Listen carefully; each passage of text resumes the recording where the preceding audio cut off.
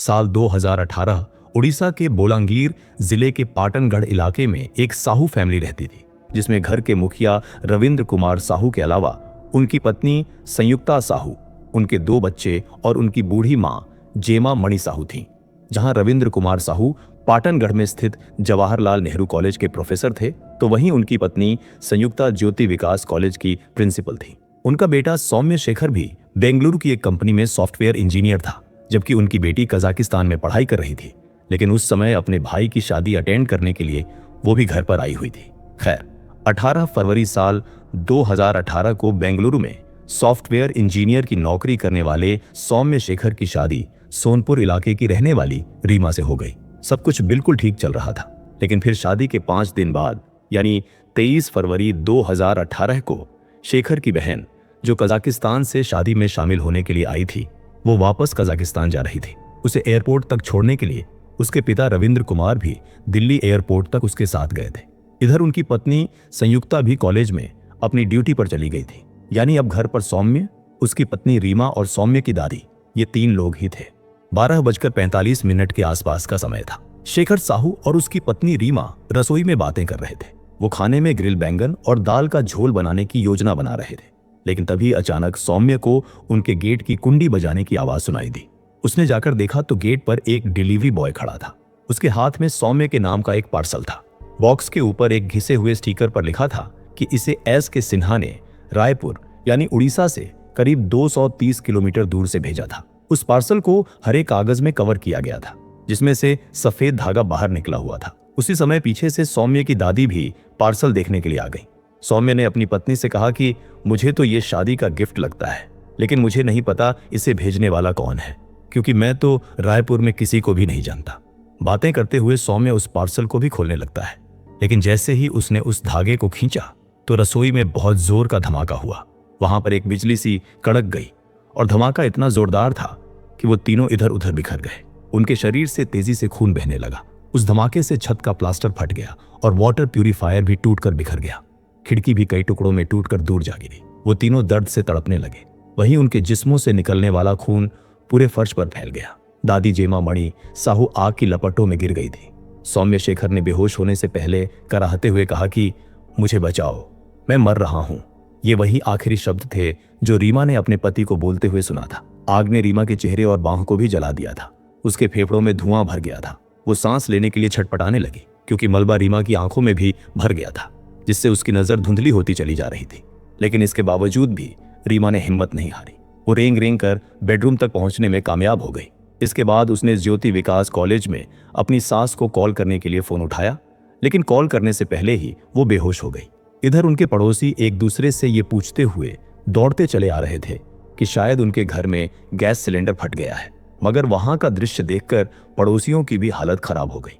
इसके बाद पड़ोसियों ने तुरंत एम्बुलेंस नंबर पर फोन किया। परेशान हाल पड़ोसियों ने आनन फानन में उन तीनों घायलों को उठाकर बाहर खड़ी एम्बुलेंस में पहुंचाया। लेकिन सौम्या शेखर और दादी जेमा मणि साहू की हॉस्पिटल ले जाने के दौरान ही मौत हो गई।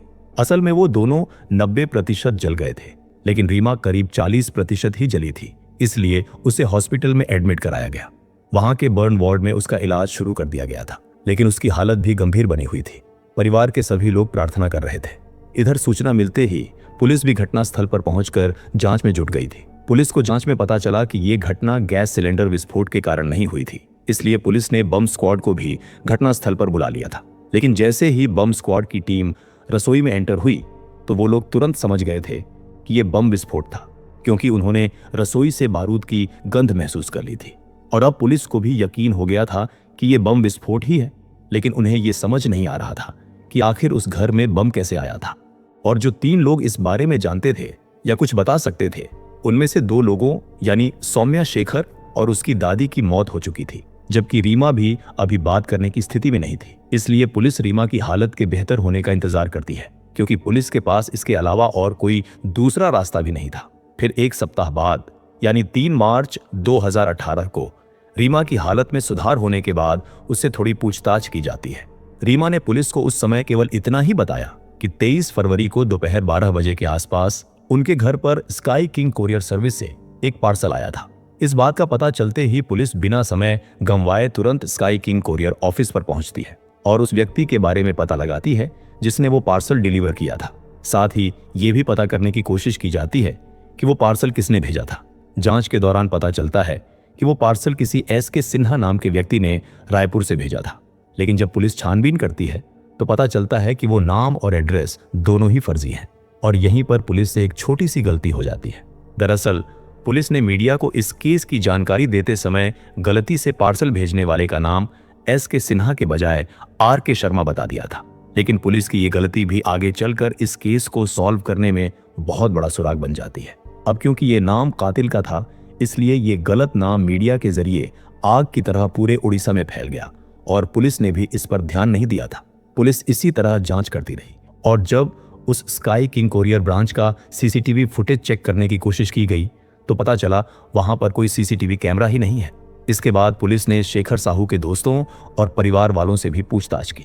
पुलिस ने शेखर के माता पिता से पूछा कि क्या उन्हें किसी पर शक है या फिर उनकी किसी से कोई रंजिश हो।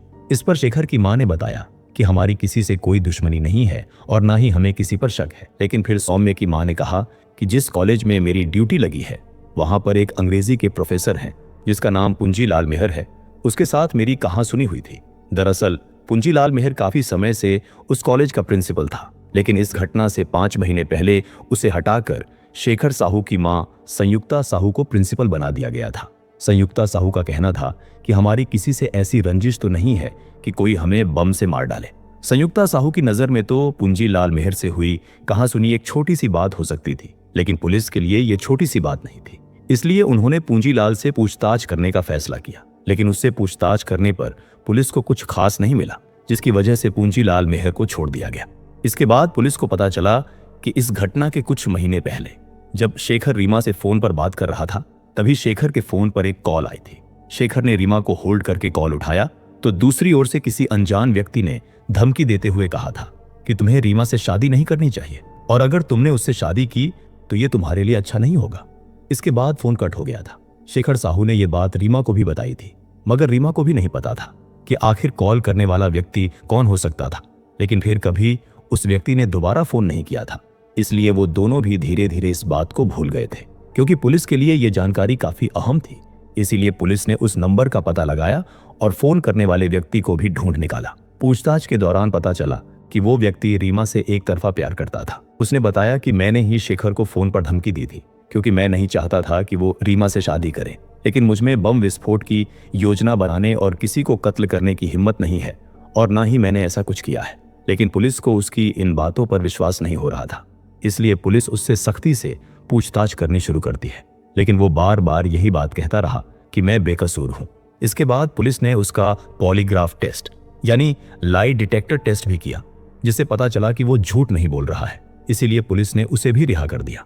इसी तरह करते करते इस वारदात को 3 सप्ताह बीत चुके थे। पुलिस ने शेखर के दोस्त, परिवार, पड़ोसी और स्काई किंग कोरियर ऑफिस के डिलीवरी बॉय स्टाफ के अलावा 100 से भी ज्यादा लोगों से पूछताछ की, लेकिन कहीं से भी कोई सुराग नहीं मिला, जिसकी वजह से इस मामले की जांच वहीं की वहीं थी, क्योंकि अब पुलिस पर भी जांच को लेकर सवाल उठने लगे थे। इसके बाद उड़ीसा सरकार ने इस मामले की जांच क्राइम ब्रांच को सौंप दी और जैसे ही ये केस क्राइम ब्रांच को सौंपा गया तो क्राइम ब्रांच ने सभी संदिग्धों की जांच फिर से शुरू की।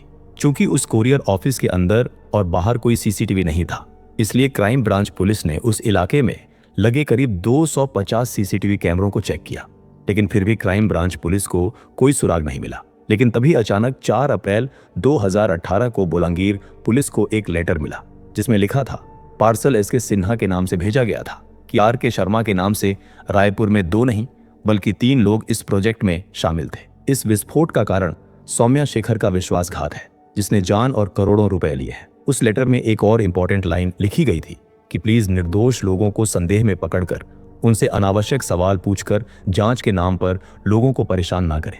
इस लेटर को पढ़ने के बाद बोलांगीर पुलिस तुरंत उस लेटर की एक कॉपी निकलवाकर क्राइम ब्रांच के चीफ अरुण भौत को भी भेज देते हैं। अरुण भौत भी उस लेटर को कई बार पढ़ते हैं और सोचते हैं कि जिसने भी इस लेटर को भेजा है उसने ही वो पार्सल भी भेजा होगा, क्योंकि ये तो किसी को भी नहीं पता था कि पुलिस ने पार्सल भेजने वाले का नाम गलती से एस.के. सिन्हा की जगह आर.के. शर्मा बताया था। हालांकि लोग तो पुलिस द्वारा गलती से बताए गए नाम आर.के. शर्मा को ही अपराधी समझ रहे थे। इसके बाद क्राइम ब्रांच पुलिस ने उस लेटर को जांच के लिए फॉरेंसिक लैब में भेज दिया, लेकिन वो लेटर करीब 250 किलोमीटर दूर से कई लोगों के हाथों में से होता हुआ आया था, इसीलिए फॉरेंसिक जांच में भी फिंगरप्रिंट के सही निशान नहीं मिल सके थे। लेकिन फिर पुलिस ने सोचा कि क्यों ना ये लेटर शेखर साहू के घर वालों को दिखाया जाए, हो सकता है कि वो लोग इस हैंडराइटिंग को पहचानते हों। इसके बाद वो लेटर शेखर के परिवार वालों को दिखाया जाता है। पहले तो शेखर के घर वालों ने कहा कि उन्हें तो इस हैंडराइटिंग से किसी पर कोई शक नहीं है और उन्हें नहीं पता कि ये लेटर किसने भेजा होगा। लेकिन फिर अचानक शेखर की मां संयुक्ता साहू की नजर उस लेटर पर एक जगह ठहर गई, जिसकी वजह से उन्होंने लेटर को कई बार पढ़ा। असल में उन्हें अब एक व्यक्ति पर शक होने लगा था और ये व्यक्ति कोई और नहीं बल्कि प्रोफेसर पूंजीलाल मेहर ही था। हालांकि पहले पुलिस ने उसके खिलाफ सबूत न मिलने के कारण उसे रिहा कर दिया था। शेखर की मां ने उसका नाम दोबारा इसलिए लिया था क्योंकि लेटर में एक शब्द अंडरटेकिंग द प्रोजेक्ट लिखा हुआ था। शेखर की मां संयुक्ता साहू का कहना था कि उन्होंने इस तरह के वर्ड अपने कॉलेज के प्रोफेसर पूंजीलाल मेहर को अक्सर बोलते हुए सुना और देखा था। लेकिन यहाँ पर फर्क केवल इतना सा था कि वो बातचीत के दौरान कंप्लीट द प्रोजेक्ट का इस्तेमाल करते हैं, जबकि लेटर में अंडरटेकिंग द प्रोजेक्ट लिखा हुआ था। इन सब चीजों को देखते हुए ही पूंजीलाल मेहर को फिर से अरेस्ट कर लिया जाता है और इस बार उसे कड़ाई से पूछताछ की जाती है। पूंजीलाल मेहर पुलिस की सख्ती के आगे जल्दी ही टूट गया और फिर उसने इस वारदात के पीछे की एक ऐसी कहानी सुनाई जिसे सुनकर हर कोई हैरान रह गया। दरअसल साल 2009 में जब पूंजीलाल मेहर ज्योति विकास कॉलेज का प्रिंसिपल बना था तो उस समय संयुक्ता साहू उस कॉलेज में नहीं थी। लेकिन फिर 2014 में संयुक्ता साहू का ट्रांसफर ज्योति विकास कॉलेज यानी पूंजीलाल मेहर के कॉलेज में हो जाता है और तभी से वहां पर क्लैश शुरू हो गया था, क्योंकि संयुक्ता साहू पूंजीलाल मेहर से सीनियर थी, तो इसलिए अब उस कॉलेज की प्रिंसिपल संयुक्ता साहू को ही होना चाहिए था। लेकिन पूंजीलाल अपनी कुर्सी छोड़ने को तैयार नहीं था, जिसकी वजह से संयुक्ता साहू और पूंजीलाल मेहर में विवाद होने लगा था। लेकिन पूंजीलाल ये तो समझ ही गया था कि आज नहीं तो कल उसे प्रिंसिपल की कुर्सी छोड़नी ही पड़ेगी, और फिर होता भी यही है, क्योंकि साल 2017 में संयुक्ता साहू को प्रिंसिपल बना दिया जाता है। यानी पूंजीलाल को ना चाहते हुए भी वो कुर्सी छोड़नी ही पड़ती है, जिसकी वजह से पूंजीलाल मेहर के अंदर बदले की भावना पैदा होने लगी थी। तभी से वो बदला लेने के बारे में सोचने लगा था और कुछ ऐसा तरीका ढूंढने लगा था जिससे उस पर किसी को कोई शक भी ना हो। वो हर वक्त यही सोचता रहता था कि इन सब की जिम्मेदार संयुक्ता साहू ही है। असल में नफरत और लालच ने उसे एक जानवर बना दिया था। वो प्रिंसिपल की कुर्सी के लिए इस हद तक पागल था कि उसने संयुक्ता साहू के पूरे परिवार को ही खत्म करने का प्लान बनाना शुरू कर दिया। प्रोफेसर पूंजीलाल ने बोलांगीर पुलिस के सामने पूछताछ में स्वीकार किया कि पार्सल बम खुद उसी ने बनाया था। उसने बम बनाने का तरीका भी कई फिल्में और वीडियोस देखकर सीखा था। उसके लैपटॉप में भी पार्सल बम बनाने के 12 अलग अलग तरीके मिले थे। बम बनाने के लिए उसने कॉलेज की ही लैब से कुछ रसायन चुराए थे। इसके बाद उसने कॉलेज के नाम पर ही बाजार से कुछ विस्फोट में काम आने वाली सामग्री भी खरीदी और फिर पार्सल बम बनाने के बाद बचा हुआ विस्फोटक उसने जमीन में गाड़ दिया था। सब कुछ तैयार हो जाने के बाद वो पार्सल भेजने के लिए सही समय का इंतजार करने लगा और ठीक उसी समय शेखर की मां संयुक्ता ने उसे शेखर की शादी का कार्ड दिया था और इस तरह आखिरकार उसे वो मौका मिल ही गया जिसका वो काफी दिनों से इंतजार कर रहा था।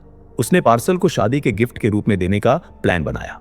प्रोफेसर पूंजीलाल मेहर ने तय किया कि इस पार्सल बम को वो रायपुर से खुद ही कोरियर करेगा। इसके बाद 15 फरवरी 2018 को भी वो हमेशा की तरह ही कॉलेज गया और क्लास ली। इसके बाद वो जल्दी जल्दी अपने घर पर आया, क्योंकि वो अच्छी तरह से जानता था कि फोन की लोकेशन ट्रेस की जा सकती है, इसलिए उसने अपना फोन घर पर ही छोड़ दिया था। इसके बाद पार्सल को लेकर वो रेलवे स्टेशन पर आ गया। उसने अपनी गाड़ी को वहीं पर पार्क किया और बिना टिकट लिए ही रायपुर की ट्रेन में चढ़ गया, क्योंकि उसे डर था कि अगर वो टिकट लेने जाएगा तो शायद सीसीटीवी कैमरे में भी आ सकता है। इसके बाद जब ट्रेन रायपुर स्टेशन पर पहुंची तो उसने अपने चेहरे को गमछे से ढक लिया था। रेलवे स्टेशन से बाहर निकलकर उसने एक ऑटो रिक्शा लिया। फिर शाम 5 बजे के आसपास वो एक कोरियर ऑफिस पर पहुंचा। कोरियर ऑफिस के पास पहुंचकर उसने पार्सल और एड्रेस ऑटो ड्राइवर को दिया और उससे कहा कि ये पार्सल इस एड्रेस पर भेजना है। ऑटो ड्राइवर पूंजीलाल से पार्सल और एड्रेस लेकर चला गया, जबकि पूंजीलाल ऑटो में ही बैठा रहा। लेकिन जब ऑटो ड्राइवर ने अंदर जाकर कहा कि वो एक पार्सल भेजना चाहता है तो कोरियर वालों ने उससे पूछा कि इस पार्सल में क्या है, और जवाब ना जानने के कारण ऑटो ड्राइवर वापस आ गया। उसने पूंजीलाल से कहा कि वो लोग पूछ रहे हैं कि इस पार्सल में क्या है। इस बात से पूंजीलाल गुस्से में आ गया। इसके बाद वो पार्सल लेकर वहां से चला गया। इसके बाद पूंजीलाल ने थोड़ी दूर पैदल चलकर दूसरा ऑटो लिया और ड्राइवर से कहा कि उसे दूसरे कोरियर ऑफिस पर जाना है, और फिर वो स्काई किंग कोरियर ऑफिस पर आ गया। पूंजीलाल ने इधर उधर देखा तो उसे वहां पर कोई भी सीसीटीवी कैमरा नजर नहीं आ रहा था। इसलिए वो ऑटो से उतरा और अपने चेहरे से गमछा हटाकर जल्दी से ऑफिस के अंदर चला गया। उसने पार्सल भेजने के लिए दिया, लेकिन वहां पर भी यही पूछा गया कि इस पार्सल में क्या है। पूंजीलाल मेहर ने उन्हें बताया कि इस पार्सल में मिठाई है, लेकिन अजीब बात यह थी कि कोरियर वालों ने भी उसका विश्वास कर लिया था। उन्होंने पार्सल को उसके फर्जी नाम एस के सिन्हा से बुक कर दिया और संयुक्ता साहू के घर में भेज दिया। पार्सल देने के बाद पूंजीलाल तुरंत ही अगली ट्रेन से वापस अपने घर आ गया। इसके बाद अगला दिन भी उसके लिए बिल्कुल ऐसा ही नॉर्मल था, जैसे कुछ हुआ ही नहीं हो। पूंजीलाल कॉलेज जाने लगा और उस पर किसी को शक ना हो, इसके लिए उसने शेखर की शादी में जाकर उन्हें लंबी उम्र की शुभकामनाएं भी दी थी। इधर वो पार्सल 20 फरवरी को शेखर साहू के घर पर पहुंच गया था, लेकिन उस दिन उनके घर में रिसेप्शन पार्टी थी, इसलिए 20 फरवरी को पार्सल वापस लौट गया। और फिर 3 दिन बाद यानी 23 फरवरी 2018 को जब रीमा किचन में खाना बना रही थी, तभी वो पार्सल डिलीवर कर दिया गया था, जिसकी वजह से ये वारदात हुई थी। इसके बाद पूंजीलाल शेखर साहू के अंतिम संस्कार में भी शामिल हुआ था और इस तरह पूंजीलाल मेहर ने अपराध को स्वीकार कर लिया था। उसके खिलाफ अब काफी सबूत थे, जिसमें कोरियर बिल की वो स्लिप जो शेखर के घर भेजी गई थी और वो लेटर भी एक अहम सबूत था। इसके बाद पूंजीलाल के दिए गए बयान और सबूतों के आधार पर 24 अप्रैल 2018 को उड़ीसा क्राइम ब्रांच पुलिस ने पूंजीलाल मेहर के खिलाफ चार्जशीट तैयार करके उसे कोर्ट में पेश किया, जहां से उसे जेल भेज दिया गया। हालांकि ये मामला अभी भी कोर्ट में चल रहा है और पूंजीलाल भी फिलहाल जेल में है। इधर रीमा भी धीरे धीरे ठीक होती जा रही थी। वो हॉस्पिटल से अपने ससुराल आ गई थी। शादी के केवल 5 दिन बाद ही वो रीमा, जिसने अपने पति को खो दिया था, उसने कहा कि शेखर ही उसका पहला और आखिरी प्यार था। रीमा का कहना था कि वो दूसरी शादी नहीं करेगी। यानी सौम्या शेखर साहू के चले जाने के बाद अब रीमा शेखर साहू के माता पिता के साथ ही रहती है। दोस्तों, इस घटना को सुनाने का उद्देश्य किसी का दिल दुखाना नहीं है, बल्कि आपको जागरूक करना है। दोस्तों, इस पूरी घटना के बारे में आपकी क्या राय है, कमेंट बॉक्स में जरूर बताएं। और अगर हमारी मेहनत पसंद आई हो तो इस वीडियो को लाइक करते हुए शेयर भी करें। और अगर आपने अब तक चैनल को सब्सक्राइब नहीं किया है तो हमारे चैनल को सब्सक्राइब कर लीजिए।